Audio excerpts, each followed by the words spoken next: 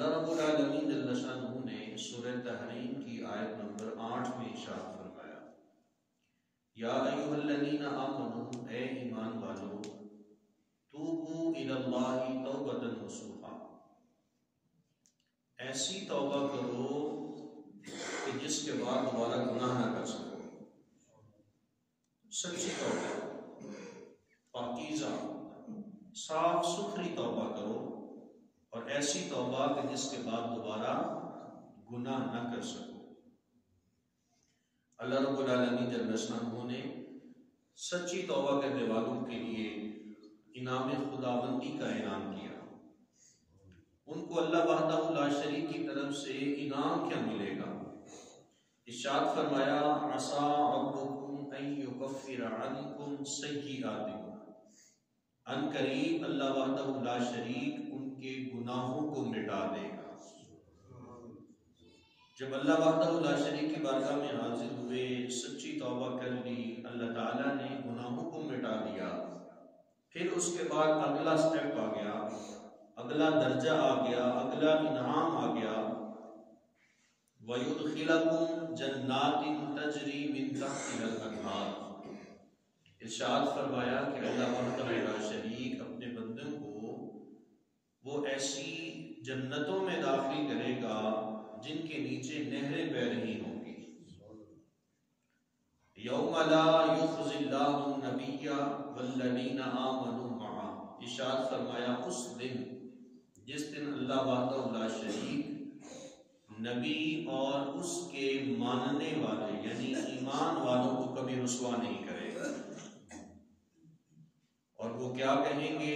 نورہم یسعی بین ایدیہم وبایمانہم، ان کے آگے اور ان کے دائیں جانب اللہ وحدہ لا شریک کا نور ہوگا، اور اپنے زبانوں سے وہ کلمات ادا کر رہے ہوں گے، یقولون، وہ کہیں گے، ربنا، اے ہمارے رب، اتمم لنا نورنا، پروردگار عالم ہمارا جو نور باقی ہے اس کو بھی پورا کر دے، واغفر لنا، مالک ہمیں تو معاف کر دے، کس لیے؟ انک علی کل شیء قدیر، بے شک تیری ذات ہر چیز پر قادر ہے۔ یہ وہ منظر ہے جو پل صراط کا ہے۔ آقا علیہ الصلوۃ والتسلیم کے جو امتی ہوں گے، جو سچی توبہ کرنے والے ہوں گے، گناہوں سے سچی توبہ کرنے والے، دوبارہ گناہ نہ کر سکے، ارشاد فرمایا کہ اللہ وحدہ لا شریک ان کے گناہوں کو مٹا دے گا اور ان کو ایسی جنتوں میں داخل کرے گا جن کے نیچے نہریں بہہ رہی ہیں۔ مفسرین نے لکھا ہے کہ جب جنتی، یہ جو سچی توبہ کرنے والے ہوں گے، جب یہ پل صراط پر جا رہے ہوں گے تو یہ جو فرمایا گیا نورہم یسعی بین ایدیہم وبایمانہم، کہ نور ان کے آگے بھی ہوگا، ان کے دائیں جانب بھی ہوگا۔ کیا پروٹوکول ہے، کیا عالی شان استقبال ہے، پل صراط سے گزر ہو رہا ہے، سامنے بھی اللہ کا نور ہے، دائیں جانب بھی اللہ کا نور ہے، اور جس نبی کا انہوں نے کلمہ پڑھا ہوگا وہ نبی بھی ساتھ ساتھ ہوں گے۔ نورہم یسعی بین ایدیہم وبایمانہم، وہ نور ان کے سامنے بھی ہوگا اور ان کے دائیں جانب بھی ہوگا۔ تو جب یہ جنتی لوگ، جب یہ بالکل پل صراط کے درمیان میں پہنچیں گے، ان کے ساتھ ساتھ منافق بھی ہوں گے۔ منافقوں کو شروع میں نور دیا جائے گا، جب وہ پل صراط میں شروع کریں گے، ان کو نور شروع میں ان کو اللہ تعالیٰ کی طرف سے عطا کیا جائے گا، لیکن جب وہ پل صراط کے درمیان میں پہنچیں گے ان کا نور ختم کر دیا جائے گا۔ پھر یہ جنتی ان منافقوں کا نور دیکھ کر اللہ کی بارگاہ میں عرض کریں گے، ربنا اتمم لنا نورنا، پروردگار عالم ہمیں مزید نور عطا کر کہ ہم یہ پل صراط کو چل کر یوں ہی ثابت قدمی کے ساتھ جنت میں پہنچ جائیں۔ اتمم لنا، مالک ہمارے ان نور کو پورا کر دیں۔ وہ اپنی نگاہوں سے دیکھیں گے کہ جہنمی پل صراط سے کٹ کر وہ نیچے جہنم میں گر رہے ہوں گے، تو جنتی اللہ کی بارگاہ میں دعا کریں گے، ربنا اتمم لنا نورنا، مالک ہمارے لیے اپنا نور اور مکمل کر دے، واغفر لنا، اور ہماری بخشش فرما دے، انک علی کل شیء قدیر، بے شک تیری ذات وہ ذات ہے جو ہر شے پر قادر ہے۔ جو توبہ ہے اس کا تعلق بندے اور رب کے ساتھ ہے، بندے کا بندے کے ساتھ توبہ کا تعلق نہیں ہے۔ بندے نے اگر توبہ کرنا ہوتی ہے تو وہ اللہ وحدہ لا شریک کی بارگاہ میں سجدہ ریز ہوتا ہے، وہ سچی توبہ کرتا ہے۔ سورہ بقرہ میں آیت نمبر 222 میں اللہ رب العالمین نے ارشاد فرمایا، ان اللہ یحب التوابین ویحب المتطہرین، جو اللہ وحدہ لا شریک کے حضور سچی توبہ کرنے والے ہوتے ہیں، اللہ رب العالمین ان سچی توبہ کرنے والوں سے محبت فرماتا ہے۔ ویحب المتطہرین، اور جو خوب پاک صاف ستھرے رہنے والے ہوتے ہیں اللہ ان سے بھی محبت فرماتا ہے۔ یہاں دو چیزیں ذکر کی گئی ہیں، ایک وہ لوگ جو سچی توبہ کرتے ہیں، اور دوسرے وہ لوگ جو اپنی پاکی پلیتی کا خیال رکھتے ہیں۔ انسان اپنے وجود کو پاکیزہ رکھے، صاف ستھرا رکھے، ہر ایک شے سے، ظاہری اعتبار سے بھی اور باطنی اعتبار سے بھی۔ ظاہری اعتبار سے بھی جسم کے اوپر کوئی گندگی نہیں ہونی چاہیے، خانہ پیشاب کرنے کے بعد کپڑے صاف ستھرے ہونے چاہیے، خون بھی کہیں نہیں لگا ہونا چاہیے، گندگی بھی کہیں نہیں لگی ہونی چاہیے، پیپ بھی کہیں نہیں لگی ہونی چاہیے، کپڑے بھی ستھرے ہونے چاہیے، اور انسان کا اپنا بدن بھی ستھرا ہونا چاہیے۔ نبی پاک صلی اللہ علیہ وسلم آپ کا گزر دو قبر والوں کے پاس سے ہوا تو وہ قبریں تھر تھر کانپ رہی تھیں، حضور علیہ السلام کے صحابہ بھی ساتھ تھے۔ آقا نعمت صلی اللہ علیہ وسلم نے جب ان قبر والوں کو دیکھا تو ایک شاخ کو پکڑا، اس کے دو حصے کیے، اور آدھی شاخ کو ایک قبر کے اوپر گاڑ دیا، اور دوسری شاخ کا وہ جو دوسرا حصہ تھا اس کو دوسری قبر پہ گاڑ دیا۔ وہ قبریں اپنی اصلی حالت میں آ گئی، جہاں پہلے ان کو وہ تھر تھر کانپ رہی تھی، اب وہ اپنی اصلی حالت میں آ گئی۔ صحابہ پاس موجود تھے، آقا علیہ الصلوۃ والتسلیم سے صحابہ نے پوچھا، حضور یہ کیا عمل ہے، ان قبر والوں کو کیا ہوا تھا، یہ کس وجہ سے کانپ رہی تھی؟ آقا کریم علیہ الصلوۃ والتسلیم نے ارشاد فرمایا، صحابہ یہ اس وجہ سے کانپ رہی تھی، ان میں سے ایک تو وہ بندہ تھا جو پیشاب کے چھینٹوں سے نہیں بچتا تھا، اور دوسرا وہ تھا جو لوگوں کی چغلیاں کیا کرتا تھا۔ ان کو اللہ وحدہ لا شریک کی طرف سے عذاب ہو رہا تھا۔ تو جب تک یہ ٹہنیاں سرسبز و شاداب رہیں گی، تر رہیں گی، اس کی برکت سے اللہ ان کے عذاب میں نرمی فرماتا رہے گا۔ تو یہ جو فرمایا گیا ان اللہ یحب التوابین، اللہ توبہ کرنے والوں سے محبت کرتا ہے، ویحب المتطہرین، اور اللہ پاکی حاصل کرنے والوں سے بھی محبت کرتا ہے۔ جو ظاہری پاکی تو یہ ہوتی ہے کہ انسان اپنے آپ کو غلاظت سے پاک رکھے، اور باطنی پاکی یہ ہوتی ہے کہ اپنے اندر کی دنیا کو بغض، کینہ، عداوت، دشمنی، کھوٹ، ان ساری چیزوں سے پاک رکھے، اللہ ان سے محبت کرتا ہے۔ لیکن اگر انسان اللہ کی بارگاہ میں توبہ بھی کرتا ہے، اللہ کی بارگاہ میں آتا ہے، مالک مجھے معاف کر دے، میری توبہ کو قبول کر لے، لیکن اس سے دل سے کھوٹ نہیں جاتا کسی کے بارے میں، کسی کے بارے میں دل میں بغض رکھتا ہے، کسی کو ہمیشہ نیچا دکھانے کی فکر میں رہتا ہے، میں اس کے ساتھ یہ کر دوں گا تو اس کے ساتھ یہ کر دوں گا، اس نے میرے ساتھ یوں کیا تھا تو میں اس کے ساتھ ایسا کروں گا۔ جب اس کے دل میں یہ بات آتی ہے تو بندے کی توبہ اللہ کی بارگاہ میں قبول نہیں ہوتی۔ اس لیے اس کو ظاہری اور باطنی اعتبار سے رب کو یہ محبوب ہے کہ میرا بندہ ظاہری اعتبار سے بھی پاک رہے اور باطنی اعتبار سے بھی پاک رہے۔ بندہ اپنے آپ کو اعلیٰ ترین لباس پہنے، خوشبو لگائے، سب کچھ کرے، اور پتہ چلے کہ بہت نیک انسان ہے، بہت اچھا انسان ہے، لیکن اس کے دل کی پھٹن موجود ہے، دل میں کسی کے بارے میں نفرت رکھتا ہے، تو اس کا نیک بننا بھی اللہ کی بارگاہ میں قبول نہیں ہوتا ہے۔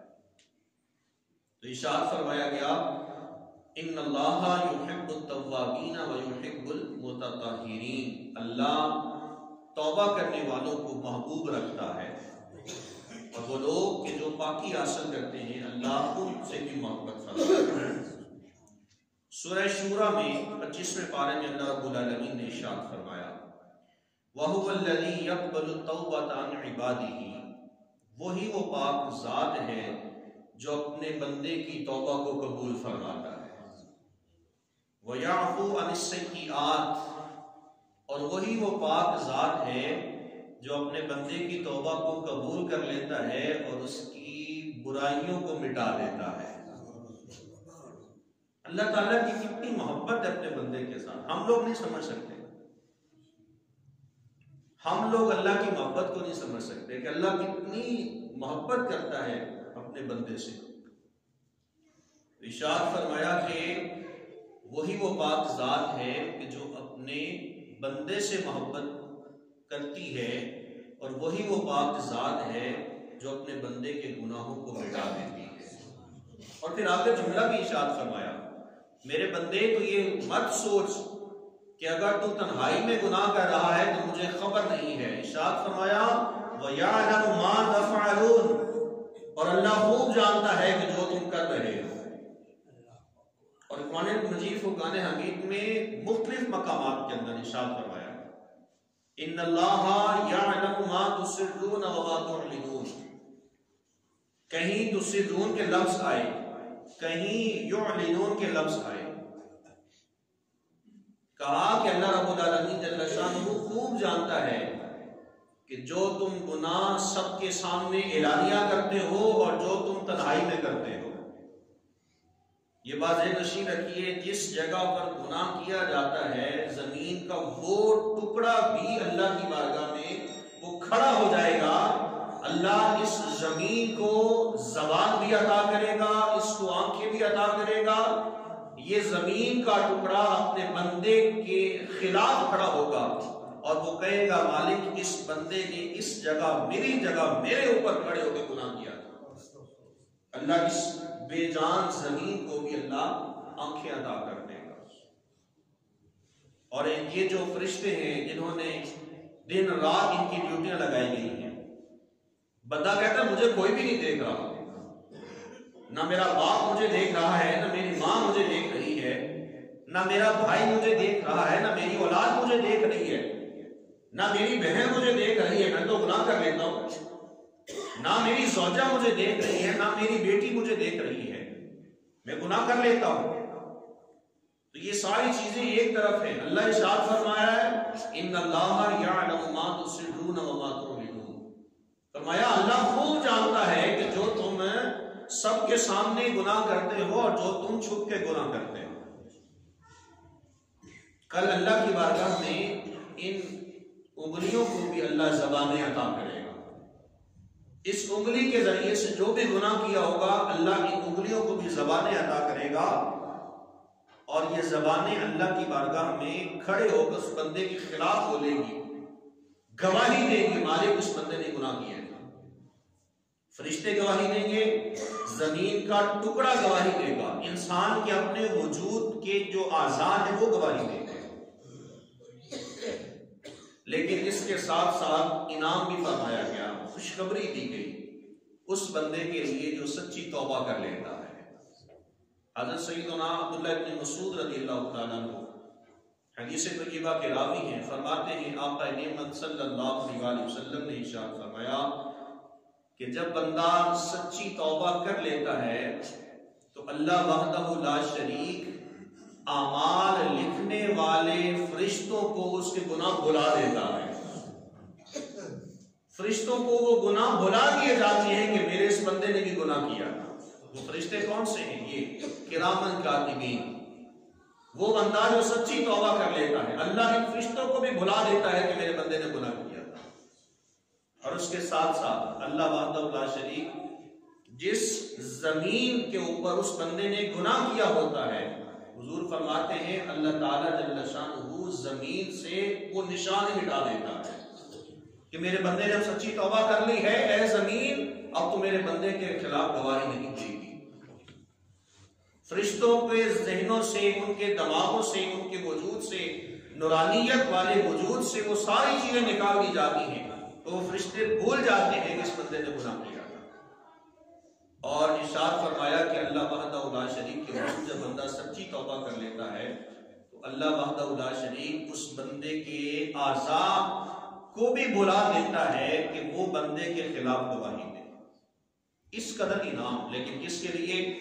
جس بندے نے اللہ کی بارگاہ میں سچی توبہ کی، سچی توبہ، ایسی توبہ جس کے بعد بندہ گناہ نہ کر سکے۔ ہماری کیسی نمازیں، ہمارے کیسے روزے، ہماری کیسی حج کی حاضریاں، عمرے کی حاضریاں، صدقات و خیرات کی حاضریاں، تہجد بھی ہم لوگ ادا کریں، اشراق بھی ادا کریں، چاشت بھی ادا کریں، اوابین بھی ادا کریں، صدقہ و خیرات بھی کثرت سے دیں، لوگوں کے اندر گھل مل کے بھی رہیں، لیکن کیسی یہ اللہ کی عبادات ہم لوگ کریں کہ ان کے باوجود بھی ہم اللہ کی بارگاہ میں جب حاضر ہوتے ہیں تو ہمارے وجود کے اندر اتنے گناہ ہوتے ہیں۔ ہماری کیسی نمازیں ہیں کہ نماز بھی جلدی سے ختم کرتے ہیں پھر سے گناہ کرنے کے لیے۔ ایک بندہ ہے جو نماز پڑھتا ہے، نماز پڑھنے کے فوراً بعد وہ جا کر 2 نمبر چیز فروخت کر دیتا ہے، اس کی نماز نے اس کو منع تو نہیں کیا تھا، جبکہ اللہ کا قرآن کیا ذکر فرما رہا ہے، ان الصلاۃ تنہی عن الفحشاء والمنکر، جو نماز ہے وہ برائی اور فحاشی والی گناہوں سے روکتی ہے۔ تو پھر نماز نے روکا تو نہیں، اصل میں وہ نماز ادا ہی نہیں کی جس نماز کا ذکر قرآن کے اندر موجود ہے۔ بندہ 2 نمبری کرے، 2 نمبری کر کے مسجد میں نماز ادا کر رہا ہے، اور نماز ادا کرنے کے بعد اپنی دکان پہ جاتا ہے اور وہ سبزی فروش ہے، گندی سبزی کو اچھے داموں میں بیچ دیتا ہے، ادھر سے نماز پڑھ کے وہ جا رہا ہے لیکن جا کے وہ گناہ کر رہا ہے۔ تو بندے کی نماز میں اس کو کوئی فائدہ نہیں ہے۔ اسی نماز کا ذکر قرآن کے اندر موجود ہے، اسی نماز کا ذکر وہ حدیث نبویہ کے اندر موجود ہے۔ اللہ وحدہ لا شریک ارشاد فرمائے گا نمازی بندے سے، اسے کہے گا کہ جا تو جنت میں چلا جا، جب جنت کے دروازے کے قریب پہنچے گا تو جنت کا دروازہ بند کر دیا جائے گا۔ یہ بڑی طویل حدیث طیبہ ہے، میں صرف نمازی کی بات کروں گا۔ جنت کے دروازے کے پاس پہنچے گا، دروازہ بند کر دیا جائے گا، تو اللہ وحدہ لا شریک کی بارگاہ میں وہ نمازی بندہ یہ کہے گا مالک میں تو تیری بارگاہ میں جھکا کرتا تھا، نمازیں ادا کرتا تھا، پھر مجھ سے کون سا ایسا گناہ ہوا؟ تو اللہ ارشاد فرمائے گا تو نے نماز میرے لیے ادا نہیں کی تھی، تو نے نماز لوگوں کے لیے ادا کی، جا جا کے لوگوں سے اس کا ثواب لے لے، جا لوگوں سے لا کے جنت لے لے، میرے پاس تیرے لیے دینے کے لیے کچھ بھی نہیں ہے۔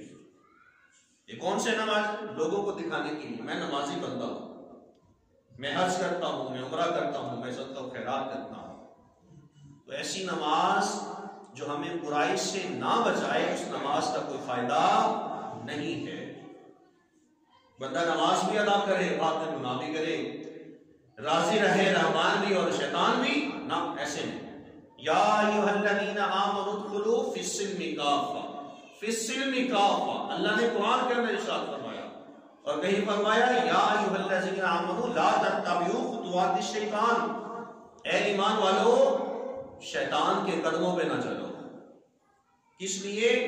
وہ تمہیں جو ہے وہ برائی کا حکم دیتا ہے، نیکی سے منع کرتا ہے۔ انہ لکم عدو مبین، بے شک وہ تمہارا کھلا دشمن ہے، تم اس کو اپنا دوست ویلی نہ بناؤ، اس کے ساتھ یاری نہ لگاؤ، یاری لگانے کا وقت ہے تو رحمان کے ساتھ لگاؤ۔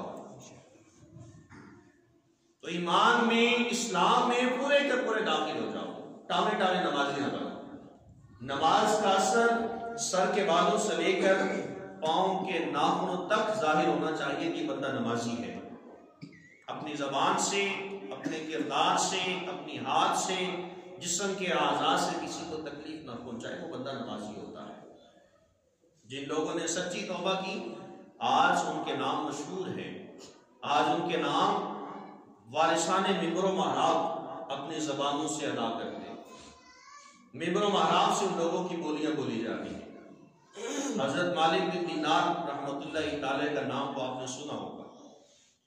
حضرت مالک بن دینار رحمۃ اللہ علیہ یہ ابتداءً یہ نشے کے عادی تھے، بہت نشہ کیا کرتے تھے۔ ان کی بیٹی تھی، بیٹی سے بڑی محبت کرتے تھے، بیٹی کا انتقال ہو گیا۔ جیسے ابھی یہ شوال المعظم چل رہا ہے، 15 شوال المعظم تھی تو ان کی بیٹی کا انتقال ہو گیا۔ بیٹی سے بڑی محبت کرتے تھے۔ رات کو سوئے تو خواب میں کیا دیکھتے ہیں؟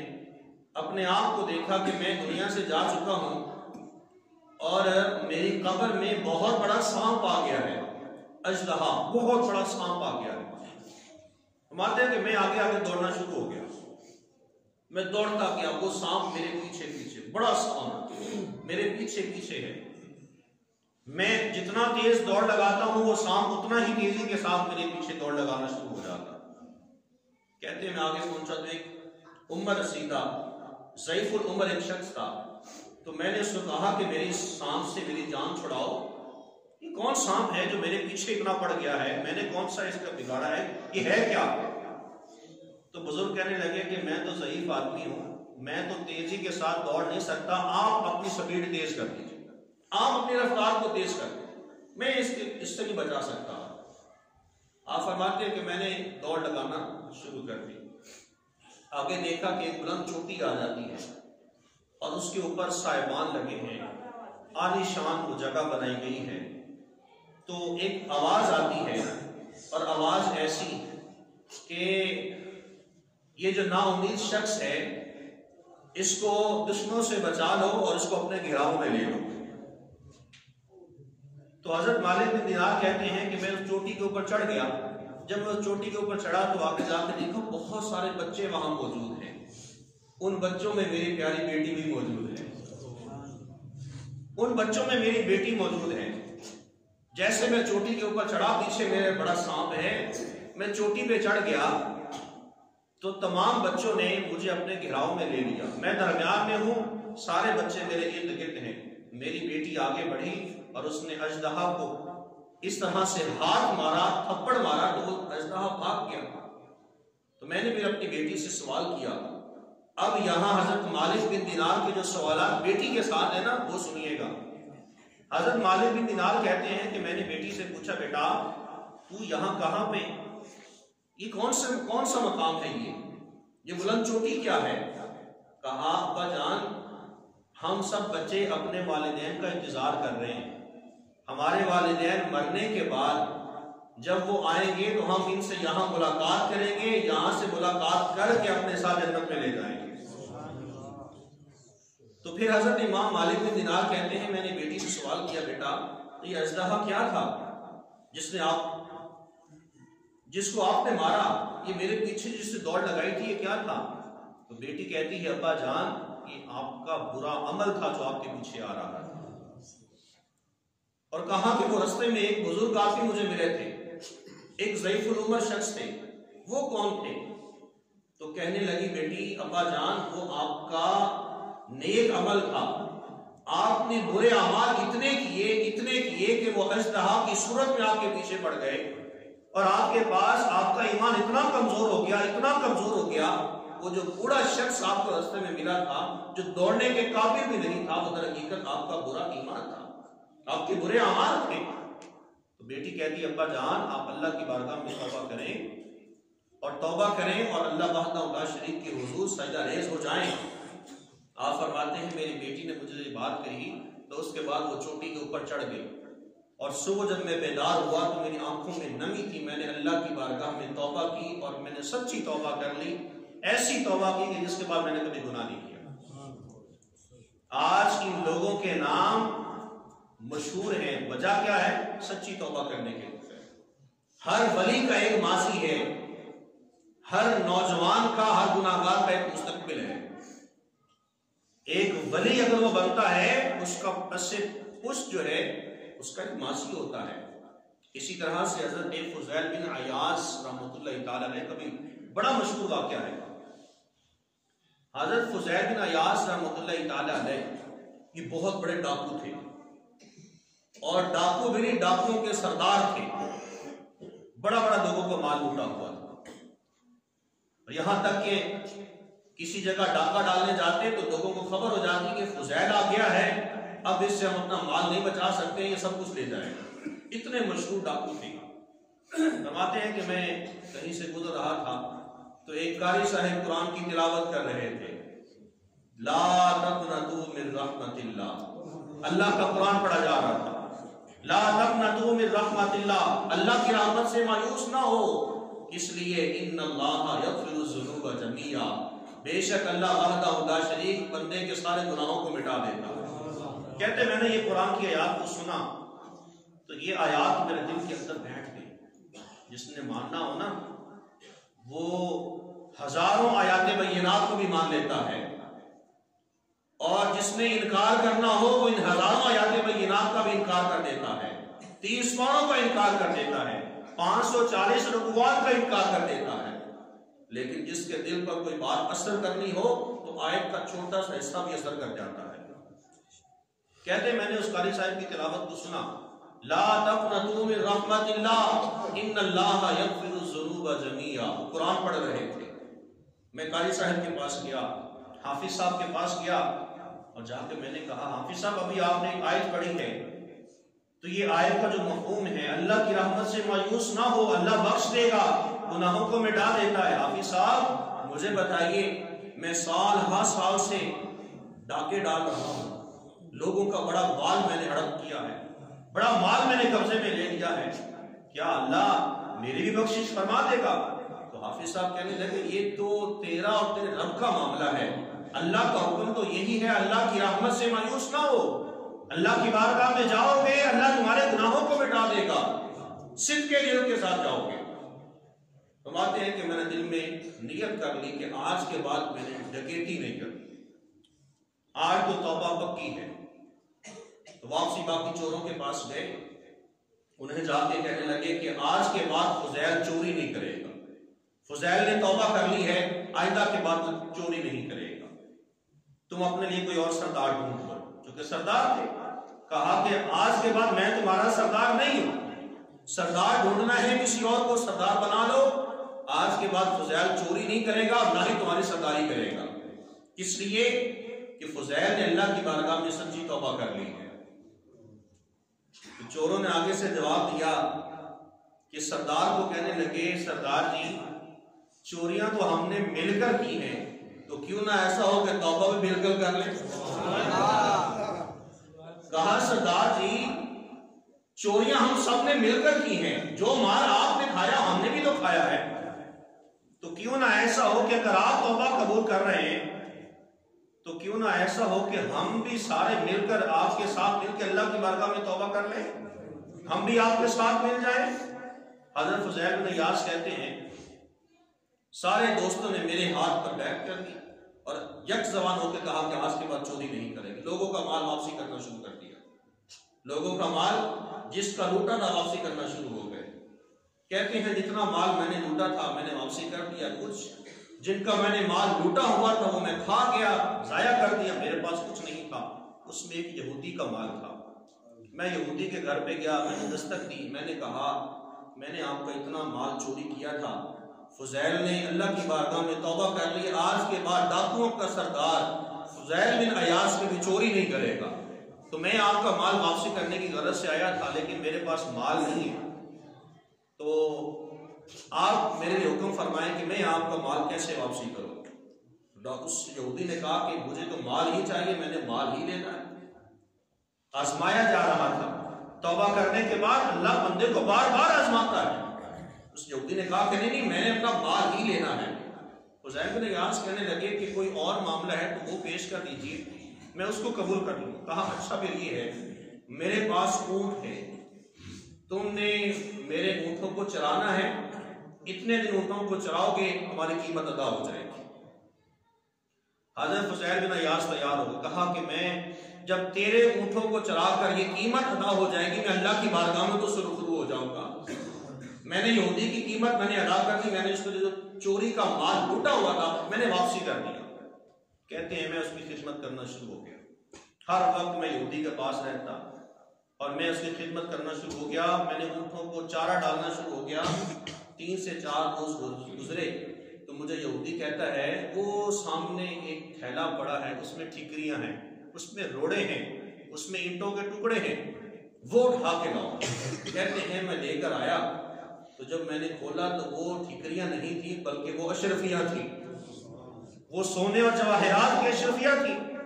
میں حیران ہو گیا اور میں نے یہودی کو کہا کہ آپ نے تو مجھے کہا کہ یہ روڑے ہیں، یہ اینٹیں ہیں، یہ ٹھیکریاں ہیں، اس کے اندر تو اشرفیاں نکل رہی ہیں۔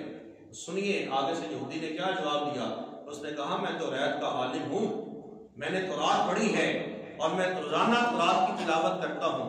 تورات کے اندر اللہ رب العالمین نے ارشاد فرمایا ہے اگر مسلمان سچی توبہ کر لیں گے تو اللہ وحدہ لا شریک ٹھیکریوں کو بھی اشرفیاں بنا دے گا۔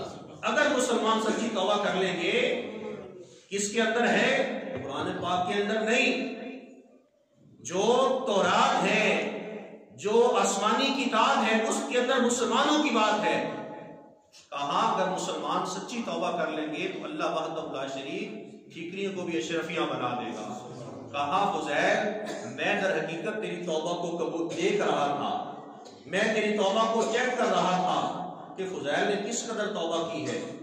کہا تمہاری توبہ بھی سچی ہے، تمہارا اسلام بھی سچا ہے، اب ایک اور نیکی کرو، مجھے بھی کلمہ پڑھا کر دامن مصطفیٰ سے وابستہ کر۔ اس یہودی نے حضرت فضیل بن عیاض رحمۃ اللہ تعالی علیہ کے ہاتھ پر کلمہ پڑھا اور آقا دو جہاں صلی اللہ علیہ وسلم کا دین مدین قبول کر لیا۔ یہ جو پراسرار واقعات ہیں یہ در حقیقت ہمارے ایمان کو مضبوط کرنے کے لیے ہیں کہ اللہ کی بارگاہ میں سچی توبہ ہی قابل قبول ہے۔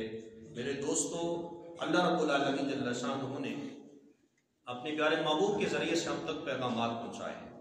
الطالب من الذنب کمن لا ذنب لہ، فرمایا کہ گناہوں سے سچی توبہ کرنے والا ایسا ہوتا ہے جیسا اس نے گناہ کیا ہی نہیں ہے۔ اور ایک اور حدیث کے لفظ ہیں، حضور علیہ السلام نے ارشاد فرمایا کہ جب بندہ گناہوں سے سچی توبہ کر لیتا ہے وہ گناہوں سے اس قدر پاک ہو جاتا ہے جیسا آج ہی کے دن وہ دنیا میں تشریف لے کے آیا۔ اور پھر نوجوان کو بھی فرمایا گیا، کہا صحابہ سن لو میں اللہ کا محبوب ہوں، اللہ نے مجھے سارے نبیوں کا سردار بنایا، مجھے سارے نبیوں کا امام بنایا۔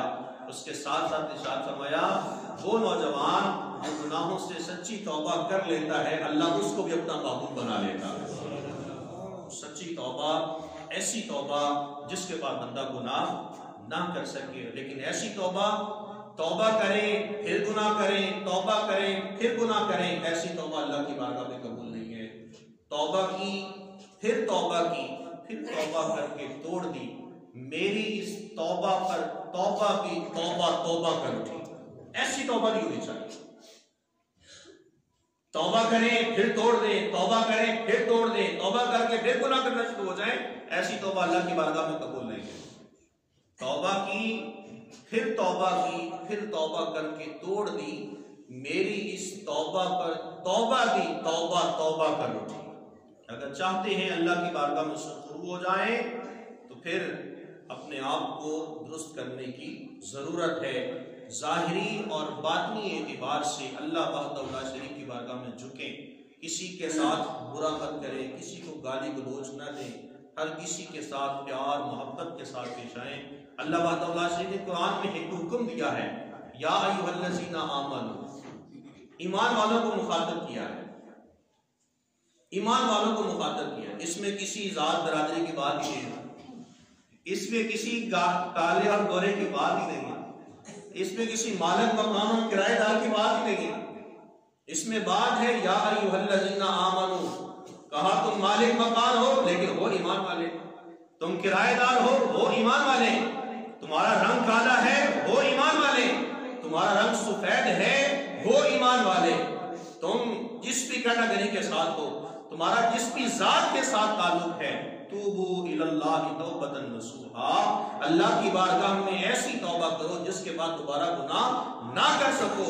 अगर तुम ऐसा करने में कामयाब हो जाओगे, असा रब्बुकुम अन युकफ्फिर अन्कुम सय्यिआतिकुम, अल्लाह वहदहु ला शरीक तुम्हारी जिंदगी की सारी जो बुराइयां होंगी, सारे गुनाहों के अल्लाह उनको मिटा देगा। और क्या करेगा? वयुदखिलकुम जन्नातिन तजरी मिन तहतिहल अनहार, और तुम्हें ऐसी ऐसी जन्नतें अता करेगा जिसके नीचे नेक नहरें बह रही होंगी। और फिर क्या होगा? पुल सिरात का मंजर भी जिक्र कर दिया। नूरुहुम यस्आ बैना अयदीहिम व बिअयमानिहिम, कहा ऐसे लोग जो पुल सिरात पे चल रहे होंगे, इनके सामने भी अल्लाह का नूर होगा, इनके दाएं जाने भी अल्लाह का नूर होगा।